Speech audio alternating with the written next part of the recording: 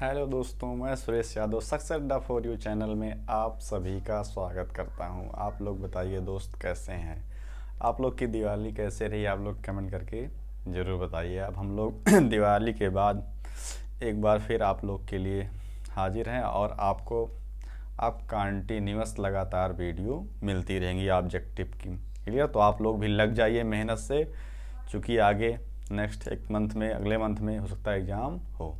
Clear दोस्तों? तो आप लोग क्या करिए, एक बार वीडियो को शेयर कर दीजिए और सभी लोग लाइव आ जाइए। हम लोग क्या करते हैं, ऑब्जेक्टिव स्टार्ट करते हैं आगे। उसके 100 क्वेश्चन हो गए थे ना, तो आज 100 के आगे हम लोग चलते हैं। क्लियर दोस्तों? तो आप लोग सभी लोग जल्दी जल्दी आ जाइए। हम लोग क्वेश्चन नंबर लेते हैं। 100 हो गया था, आज 101 नंबर क्वेश्चन आप सभी लोग सभी को आंसर करना है। तो अगला क्वेश्चन है कि संचरण लाइन में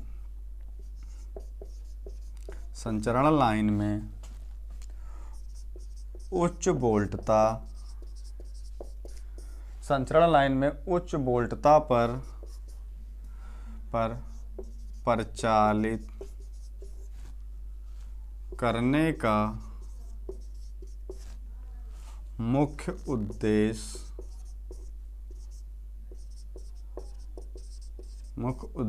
क्या है? ठीक है, किसी ट्रांसमिशन लाइन को हाई वोल्टेज पे ट्रांसमिशन करने का मुख्य उद्देश्य क्या है? तो इन्हें पहला ऑप्शन दिया है ए, केवल दक्षता बढ़ाने के लिए, बी ऑप्शन इन्होंने दिया हुआ है शक्ति क्षय को केवल शक्ति हानि को घटाने के लिए, सी ऑप्शन इन्होंने दिया हुआ है केवल पारेषण का मतलब समझना, ट्रांसमिशन, पारेषण शक्ति को बढ़ाने के लिए। शक्ति मतलब यहाँ का शक्ति का मतलब होता है सामर्थ्य से। ठीक है, क्या होता है दोस्तों? सामर्थ्य, पारेषण सामर्थ्य बढ़ाने के लिए डी ऑप्शन दिया हुआ है दोस्तों, ये सभी। तो आप लोग सभी लोग कमेंट करके बताइए दोस्तों, इसमें कौन सा ऑप्शन सही होगा। कि अगर ट्रांसमिशन लाइन है उसमें उच्च वोल्टेज पे इसको ट्रांसमिशन परिचालित कर रहे हैं तो क्या होगा? दक्षता बढ़ जाएगी, पावर हानि कम हो जाएगी, पावर लॉस कम हो जाएगा, कि पारेषण क्षमता बढ़ जाएगी। उपरोक्त सभी लोग आंसर करिए कौन सा इसमें करेक्ट होगा। तो दोस्तों कौन सा होगा? तो इसमें सारे ऑप्शन क्या है दोस्तों? करेक्ट हैं। तो दोस्तों हमारा कौन सा ऑप्शन सही होगा इसमें? Option number D. क्लियर? समझ में आया कि नहीं? चूंकि अभी उच्च वोल्टता पे करोगे तो क्या होगा? पावर लॉस कम हो जाएगा, और पावर लॉस कम हो जाएगी दक्षता बढ़ जाएगी, और दक्षता बढ़ जाएगी, पावर लॉस कम हो जाएगी, तो उसकी पारेषण जो क्षमता है, स्ट्रेंथ है, वो क्या हो जाएगी? सामर्थ्य, वो इंक्रीज हो जाएगी। इस हिसाब से हमारा डी ऑप्शन क्या होगा दोस्तों? करेक्ट होगा। हम लोग चलते हैं क्वेश्चन नंबर 102। बेहतरीन क्वेश्चन है, बस आप लोग शेयर करते रहिए और आंसर करते रहिए। अगला क्वेश्चन दिया है, भारत में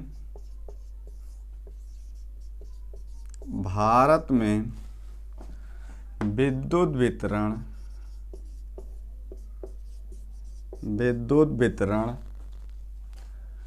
किन वोल्टेज पर किया जाता है? बताइए दोस्तों, भारत में विद्युत वितरण किन वोल्टेज पे किया जाता है? तो इसमें पहला ऑप्शन दिया हुआ है, इन्होंने दिया हुआ है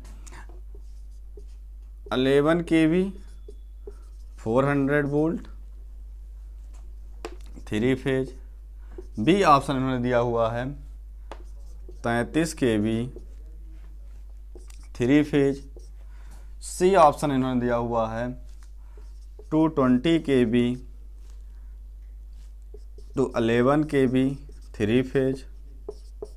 और डी ऑप्शन इन्होंने दिया हुआ है नोटा, इनमें से कोई नहीं। दोस्तों बताइए आप लोग, भारत में जो डिस्ट्रीब्यूशन लाइन होती है उस पे कितने पे किया जाता है? तो हम लोग जानते हैं हमारी डिस्ट्रीब्यूशन लाइन जो हमारी गांव पे जाती है, ट्रांसफार्मर जो होता है वहाँ पे क्या जाती है 11 kV। तो उसके आउटपुट पे हमारा क्या आता है 400 वोल्ट आउटपुट पे, या 415 वोल्ट, जो क्या होता है दो फेज के बीच का वोल्टेज होता है। अगर फेज और न्यूट्रल की बात करेगा तो 230 240 माना जाता है, बस 400 लिखा है, चाहे 415 जो भी लिखा जाएगा वो क्या होता है लाइन वोल्टेज। तो यही हमारा आउटपुट पे जाता है कहाँ पे, डिस्ट्रीब्यूशन लाइन में, जो घर के पास सप्लाई जाती है 3 फेज की ना। अगर 3 फेज 4 वायर सिस्टम रहेगा तो फेज और न्यूट्रल की बात करोगे तो 230। तो दोस्तों हमारा कौन सा ऑप्शन करेक्ट होगा? हमारा ऑप्शन नंबर ए करेक्ट होगा। समझ में आया कि नहीं दोस्तों? आप लोग जल्दी से कमेंट करके बताइए। हम लोग चलते हैं question number next. Clear? Question number next चलते हैं 103। 103 इसमें दिया है कि बहुत अच्छा सा क्वेश्चन है, एकदम सिंपल सा है, आप लोग सभी लोग इसका आंसर करिएगा। दिया है कि निम्न में कौन सी विद्युत लाइन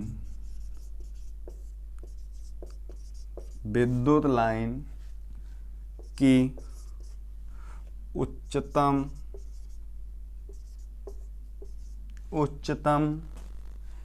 स्थिर अवस्था है। उच्चतम स्थिर अवस्था है।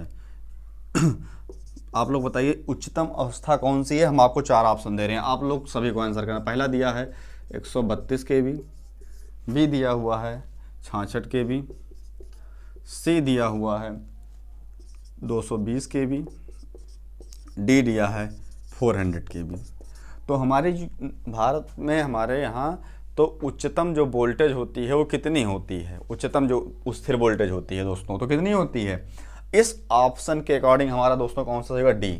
क्योंकि हमारे यहाँ जो मैक्सिमम ट्रांसमिशन होता है दोस्तों वो कितना होता है 400 kV। इस विकल्प के अनुसार अगर बात की जाए मैक्सिमम कितना होता है तो 765 kV इंडिया का मैक्सिमम ट्रांसमिशन वोल्टेज है। क्लियर? कितना है? 765 kV इंडिया का जो उच्चतम ट्रांसमिशन वोल्टेज है वो कितना है? 765 है। बट अगर पूछा जाए 400 kV ये क्या है? ये भी ट्रांसमिशन वोल्टेज है, बट इंडिया का स्टैंडर्ड एक मानक ट्रांसमिशन वोल्टेज की अगर बात करेगा तो दोस्तों हमारा कौन सा सही होगा? D option. तो इसके अकॉर्डिंग जो हमारा स्थिर उच्चतम अवस्था है विद्युत लाइन की वो कितनी होती है? 400 kV। चूँकि हमारे इंडिया का जो ग्रिड है वो कितने का है? 400 kV में। क्लियर? तो यही हमारा होता है स्टैंडर्ड ट्रांसमिशन वोल्टेज 400 kV। तो हमारा डी ऑप्शन दोस्तों क्या होगा? इसका करेक्ट होगा। क्लियर? समझ में आया? हम लोग चलते हैं question number next. Question number next 104 इस क्वेश्चन को आप लोग सभी को आंसर करना दिया है। द्वितीयक संचरण लाइन में प्रयुक्त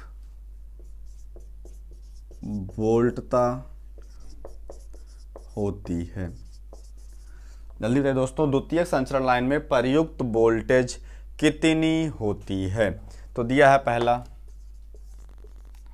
11 kV, बी दिया हुआ है 440 kV, सी दिया हुआ है 230 वोल्ट, डी ऑप्शन दिया हुआ है 33 kV।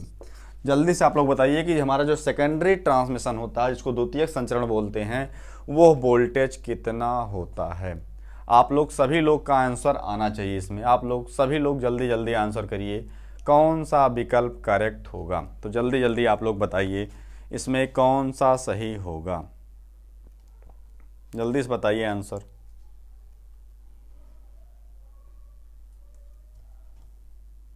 कौन सा करेक्ट है?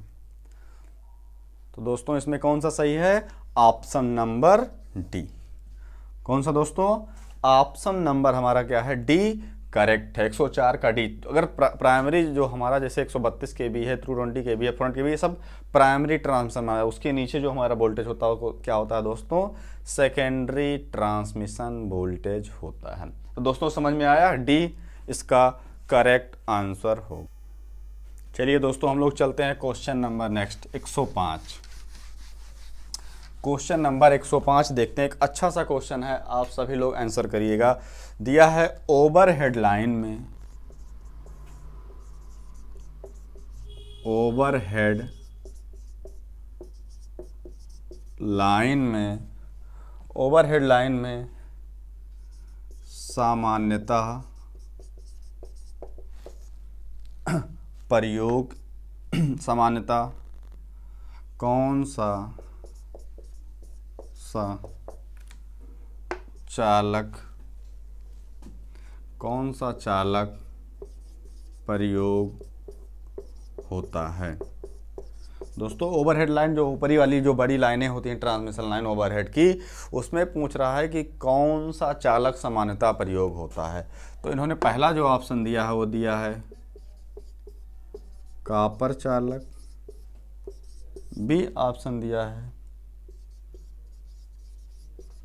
एल्यूमिनियम, सी ऑप्शन दिया हुआ है ACSR चालक, और डी ऑप्शन इन्होंने दिया हुआ है क्या, इनमें से कोई नहीं।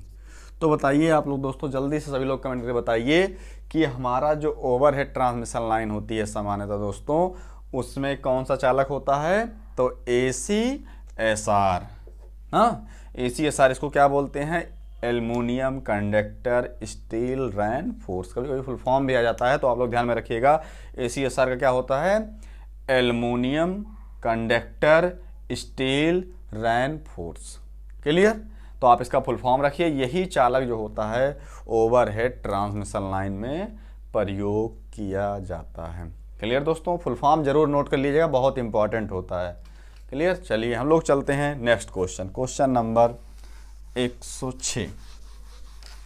क्वेश्चन नंबर 106 एक बहुत अच्छा क्वेश्चन है, आप लोग सभी लोग इसका आंसर करिए। दिया हुआ है निम्न में से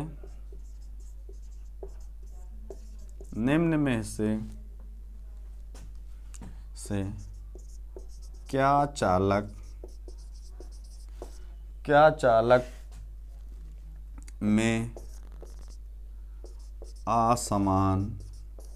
चालक में असमान धारा वितरण का एक प्रभाव है। बताइए आप लोग जल्दी से कि अगर एक चालक है उसमें असमान धारा डिस्ट्रीब्यूट हो रही है, कोई चालक है, कंडक्टर है, उसमें असमान धारा का डिस्ट्रीब्यूशन हो रहा है, वितरण हो रहा है, उसका क्या प्रभाव, कौन सा प्रभाव हो सकता है। तो इसमें दिया है पहला फेरांटी प्रभाव, फिर फेरांटी कारण असमान धारा वितरण होता है। बी ऑप्शन दिया हुआ है स्किन प्रभाव, सी ऑप्शन दिया हुआ है समीपता का प्रभाव,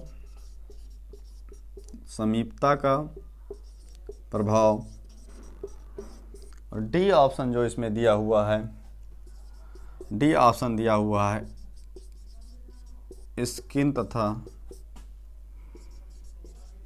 स्किन तथा समीपता का प्रभाव दोनों। दोस्तों आप लोग सभी लोग कमेंट करके बताइए कि चालक में जो असमान धारा का डिस्ट्रीब्यूशन हो रहा है, वितरण हो रहा है दोस्तों, वो किसके कारण हो रहा है।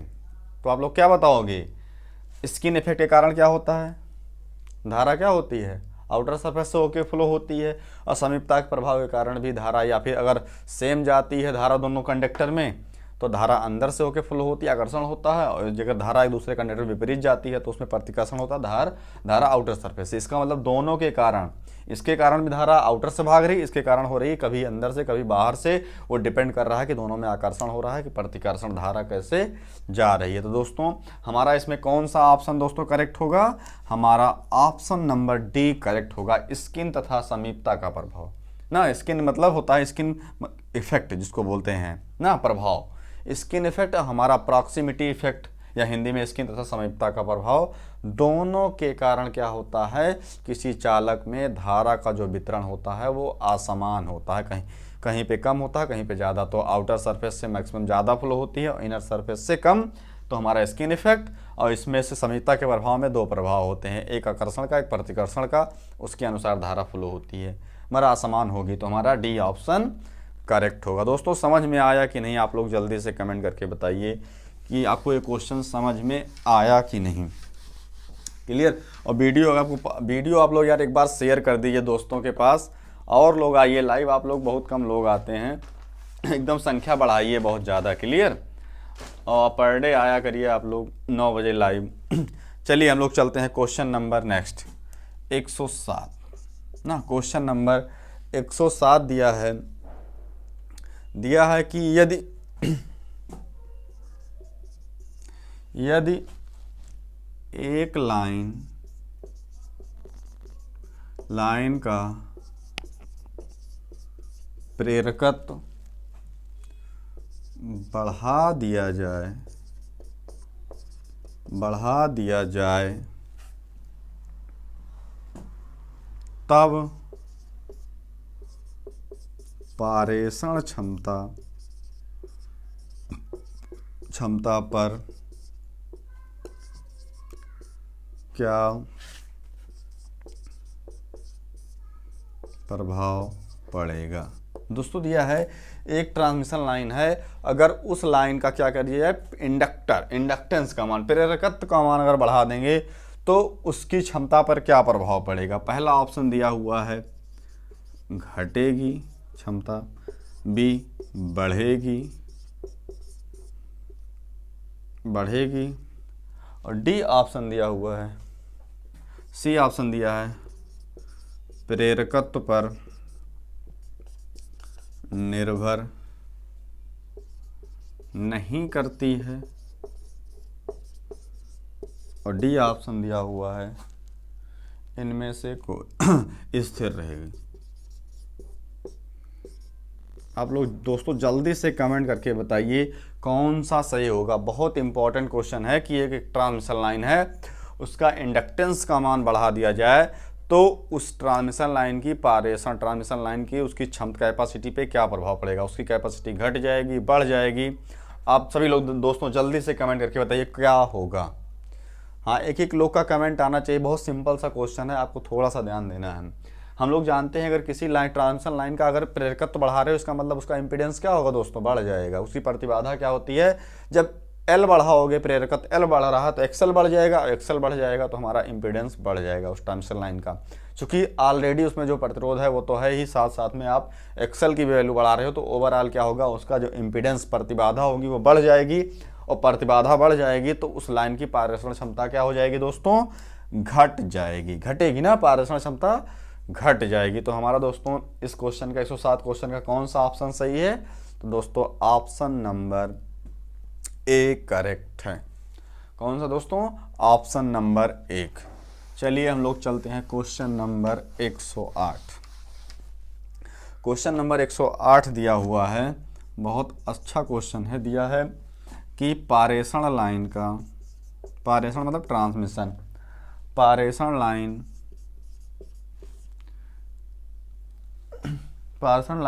का परावर्तन, पारेषण लाइन का परावर्तन गुणांक है। दिया है ए ऑप्शन 1, बी ऑप्शन दिया है -1, सी ऑप्शन दिया हुआ है 0, डी ऑप्शन दिया हुआ है दोस्तों 0.5। तो आप लोग बताइए कि जो हमारा ट्रांसमिशन लाइन का रिफ्लेक्शन फैक्टर का मान कितना होता है। तो क्या होता है दोस्तों, 0 होता है। रिफ्लेक्शन फैक्टर का मान क्या होता है दोस्तों, 0 होता है। तो हमारा 108 नंबर क्वेश्चन का कौन सा ऑप्शन सही होगा, ऑप्शन नंबर सी करेक्ट होगा। हम लोग चलते हैं question number next, question number 109। अगर आप दोस्तों आप लोग को वीडियो अच्छी लग रही तो आप लोग क्या करिए, वीडियो को लाइक भी कर दीजिए अगर अच्छी लग रही है तभी। क्लियर? हम लोग चलते हैं क्वेश्चन नंबर 109।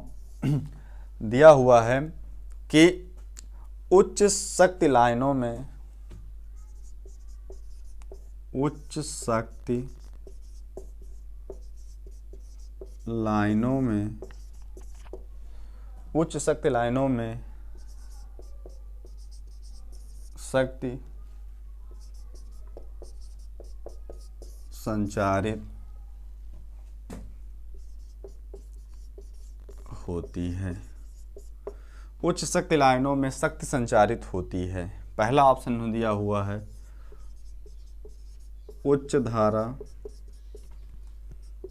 निम्न वोल्टेज। बी ऑप्शन दिया है उच्च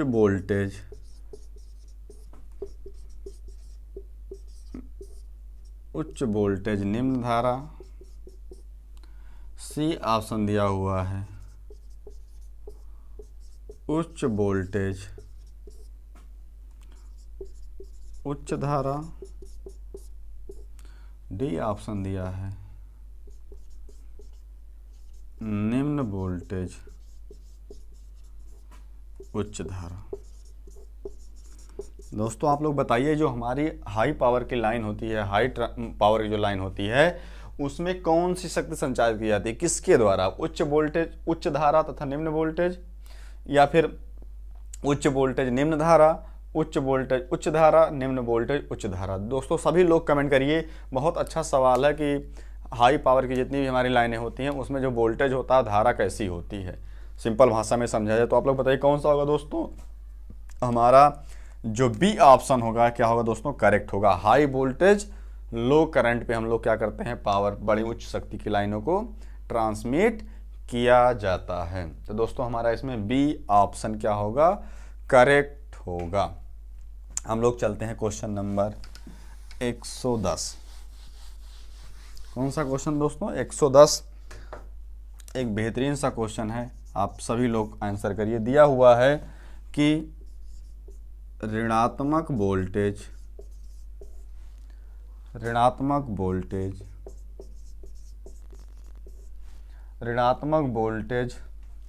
नियमन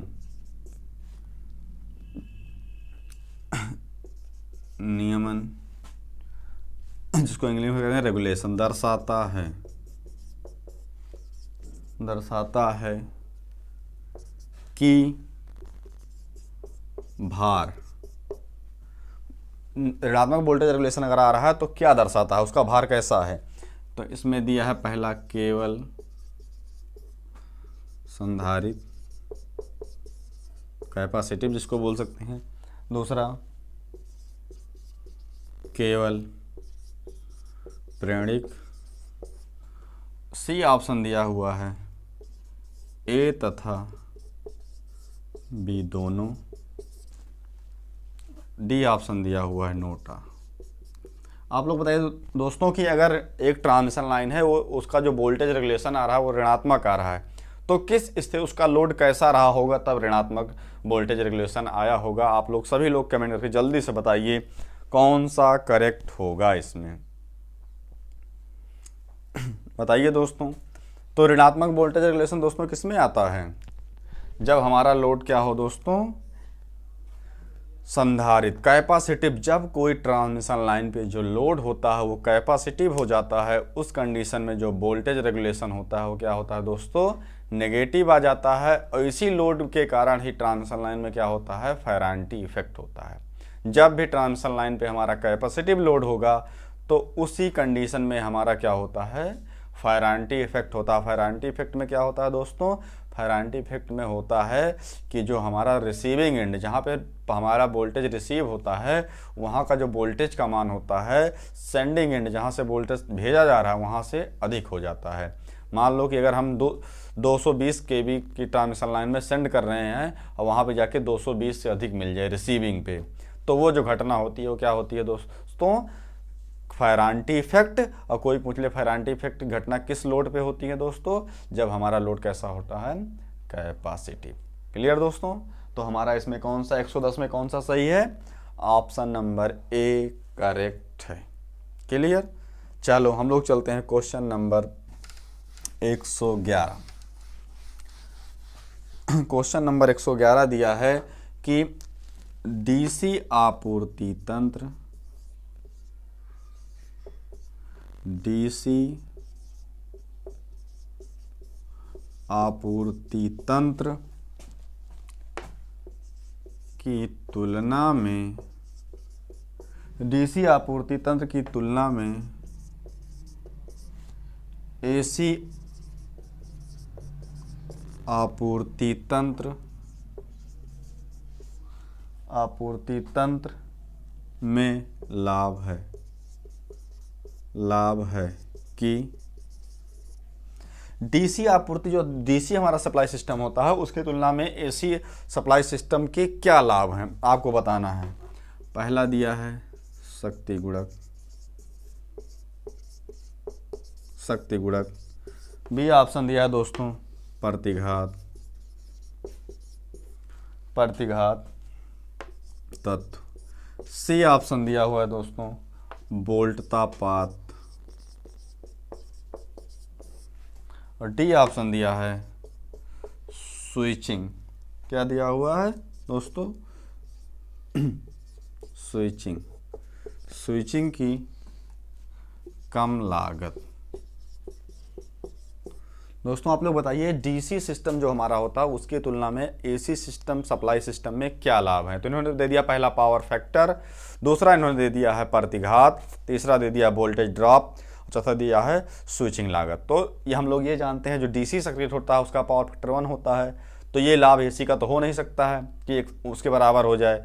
दूसरा प्रतिघात की अगर बात करें तो डीसी परिपथ में प्रतिघात शून्य होता है क्योंकि फ्रिक्वेंसी 0 होती है, तो ये लाभ हो नहीं सकता है।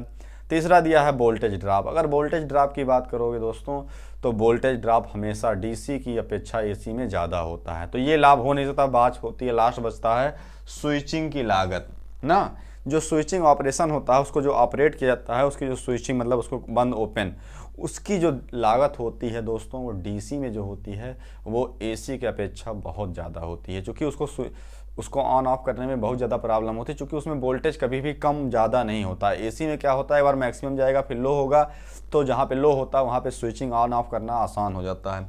इसलिए जो स्विचिंग की लागत होती है दोस्तों वो डीसी की अपेक्षा एसी में बहुत कम होती है। तो दोस्तों हमारा इसमें कौन सा ऑप्शन करेक्ट होगा? ऑप्शन नंबर हमारा डी करेक्ट होगा। आप लोग जल्दी से बताइए आपको समझ में आया कि नहीं। समझ में नहीं आया तो फिर से बताएं, बट आप लोग कमेंट करके बताइए। बहुत सिंपल सा क्वेश्चन था, समझ सकते हो इसको बहुत आसानी से ना। हम लोग चलते हैं क्वेश्चन नंबर 112। क्वेश्चन नंबर 112 दिया है कि त्वचीय प्रभाव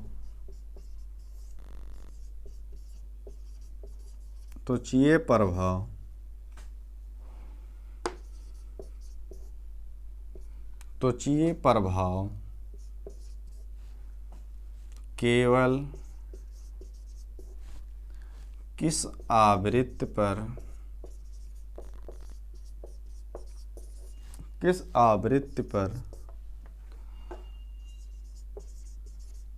पर दृश्य होता है? किस आवृत्ति पर दृश्य होता है? दिया है श्रव्य, जिसको बोलते हैं ऑडियो, बी दिया है निम्न, सी दिया है दोस्तों उच्च, और डी ऑप्शन दिया है ये सभी। दोस्तों आप लोग बताइए जो हमारा स्किन इफेक्ट का प्रभाव होता है दोस्तों किस पे दिखता है? तो उच्च आवृत्ति पर। किस आवृत्ति पे? उच्च आवृत्ति। निम्न आवृत्ति नहीं दिखेगा, जो कि जितनी ज़्यादा फ्रिक्वेंसी बढ़ती जाती है स्किन इफेक्ट का मान बढ़ता जाता है। तो हमें जब दृश्य करना कि हमारा जो स्किन इफेक्ट की घटना हो रही है वो दिखे, दृश्य हो, तो वो हाई फ्रिक्वेंसी पे ही दिखाई देती है। क्लियर दोस्तों? तो हमारा 112 का क्या होगा? सी ऑप्शन करेक्ट होगा। हम लोग चलते हैं क्वेश्चन नंबर 113। क्या दिया हुआ है? यदि किसी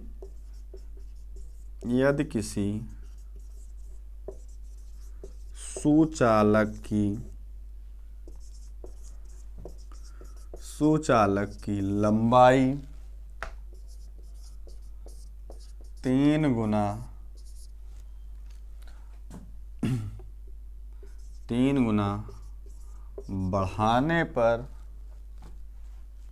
बढ़ाने पर इसका प्रतिरोध, प्रतिरोध डैश, फिर पहला ऑप्शन दिया है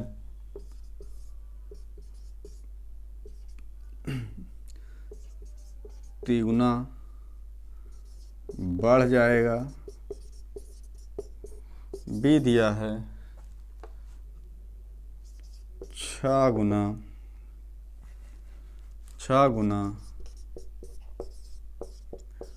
बढ़ जाएगा, 3 गुना बढ़ जाएगा, 6 गुना बढ़ जाएगा। सी ऑप्शन दिया हुआ है 1/3 हो जाएगा, 1/3 हो जाएगा। और डी ऑप्शन दिया हुआ है आधा हो जाएगा, आधा हो जाएगा।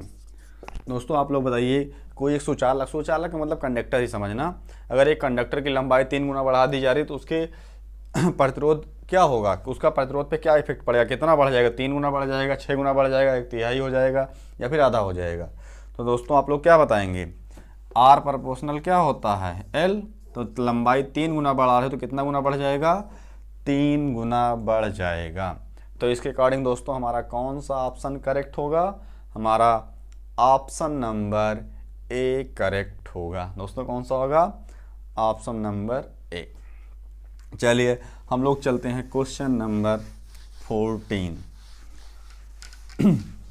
क्वेश्चन नंबर 14 दिया है कि यदि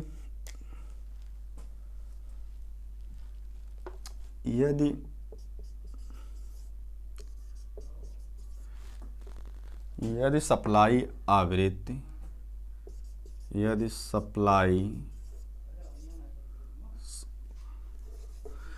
सप्लाई आवृत्ति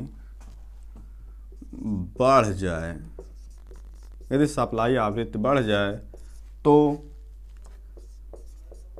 त्वचक प्रभाव होगा। बताइए दोस्तों, अगर ये सप्लाई आवृत्ति बढ़ जाए तो त्वचक प्रभाव क्या होगा, घटता है, बी बढ़ता है, सी उतना ही रहता है,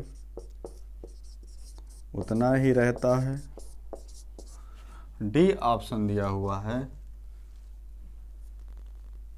नोटा, इनमें से कोई नहीं। दोस्तों बताइए, सप्लाई आवृत्ति का मान बढ़ जाए, जो सप्लाई फ्रीक्वेंसी है उसका मान बढ़ जाए तो स्किन इफेक्ट क्या होता है दोस्तों, स्किन इफेक्ट बढ़ जाता है। तो हमारा दोस्तों कौन सा ऑप्शन करेक्ट होगा, हमारा ऑप्शन नंबर बी करेक्ट होगा कि नहीं, ऑप्शन नंबर बी करेक्ट होगा, क्योंकि जो स्किन इफेक्ट होता है दोस्तों क्या होता है, सप्लाई आवृत्ति के सीधे समानुपाती होता है। अगला क्वेश्चन इसी से रिलेटेड है 115। आप लोग बताइएगा, किसी चालक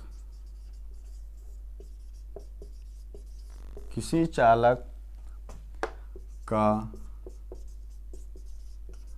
स्किन प्रभाव या स्किन इफेक्ट इंग्लिश में किसके प्रभावी मान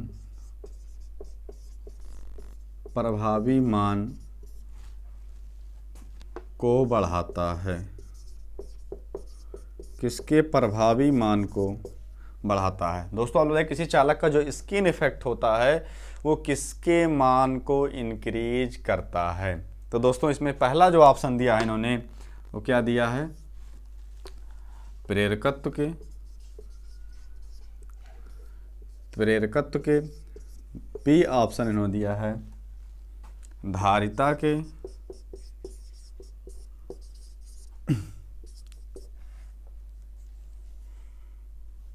और हमारा सी ऑप्शन दिया है प्रतिरोध के, और डी ऑप्शन दिया हुआ है नोटा।